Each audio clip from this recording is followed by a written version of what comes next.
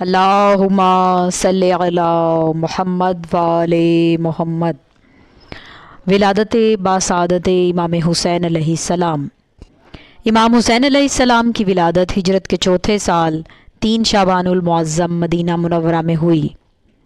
Be be Safia بنت حضرت عبدالمطلب سے روایت ہے کہ جب امام حسین علیہ السلام کی ولادت ہوئی تو حضرت صلی اللہ علیہ وآلہ وسلم نے فرمایا، پھپھی جان میرے فرزند کو میرے پاس لائیے۔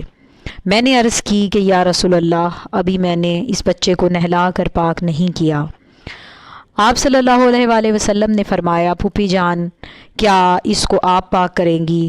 اس کو تو اللہ تعالیٰ نے پاک و پاکیزہ ہی پیدا کیا ہے۔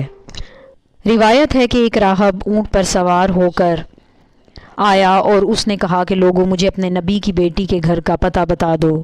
کسی نے پتہ بتا دیا تو وہ در فاطمہ زہرا سلام اللہ علیہا پر آیا اور عرض کی کہ بنت رسول اللہ، ذرا اپنے دونوں فرزندوں کو اندر سے میرے پاس بھیج دیجیے۔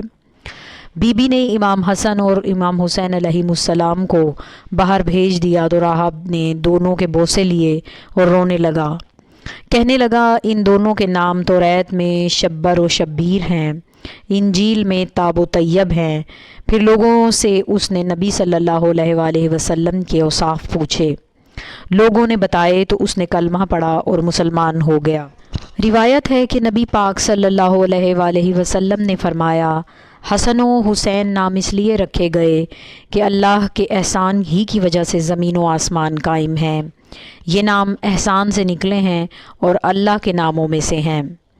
ولادت امام حسین علیہ السلام سے متعلق امام جعفر صادق علیہ السلام فرماتے ہیں، جب امام حسین علیہ السلام دنیا میں تشریف لائے تو رسول اللہ صلی اللہ علیہ وآلہ وسلم نے ان کے داہنے کان میں اذان اور بائیں میں اقامت کہی۔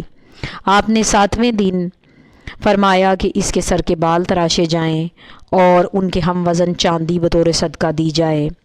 بھیڑ کا عقیقہ کیا گیا اور مستحقین میں گوشت اور دینار تقسیم کیے گئے اور بال تراشنے کے بعد سر پر خلوق کا عطر ملا گیا۔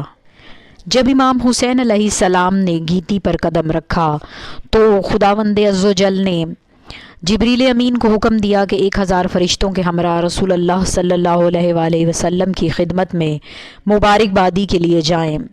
لہٰذا جبریل امین حکم الہی پر عمل کرتے ہوئے 1000 فرشتوں کے ہمراہ زمین پر نازل ہوئے، لیکن جب ان کا گزر ایک جزیرے سے ہوا جہاں فطرس نامی فرشتہ جو عرش الہی کے حاملوں میں سے تھا اور اپنی ذمہ داریوں میں کوتاہی کی وجہ سے سزا کے طور پر بالوں پر سے شکستہ اس جزیرے میں گرا ہوا تھا، 700 سال سے وہاں عبادت میں مصروف تھا، جبریل امین کو دیکھ کر پوچھا، کہاں جا رہے ہو؟ حضرت جبرائیل علیہ السلام نے جواب دیا، خدا نے محمد مصطفیٰ صلی اللہ علیہ وآلہ وسلم کو ایک نعمت خاص عطا کی ہے اور ہم انہیں تہنیت و تبریک کہنے کے لیے جا رہے ہیں۔ فطرس نے کہا، مجھے بھی اپنے ساتھ لے چلو، شاید حضرت محمد صلی اللہ علیہ وآلہ وسلم میرے حق میں دعا کریں۔ روایات میں اس سے کہیں زیادہ تفصیل بیان ہوئی ہے اور فرشتے کا نام بھی سلسائل ذکر ہوا ہے۔ اہل سنت کی کئی کتابوں میں شفا یاب فرشتے کا نام دردائل بیان ہوا ہے۔ بہرحال حضرت جبرائیل علیہ السلام فطرس فرشتے کو اپنے ساتھ حضور صلی اللہ علیہ وآلہ وسلم کی محفل میں لے آئے اور خدا کی جانب سے امام حسین علیہ السلام کی ولادت پر مبارکباد پیش کر کے فطرس کا تمام قصہ سنایا۔ تب آپ صلی اللہ علیہ وآلہ وسلم نے فطرس سے فرمایا، اپنا جسم حسین سے مس کرو تاکہ اس کے بعد شفا یاب زندگی گزار سکو۔ لہٰذا فطرس نے جو ہی اپنا بدن اس بابرکت اور محبوب الہی بچے سے مس کیا تو فوراً کھوئے ہوئے بالوں پر لوٹنے لگے۔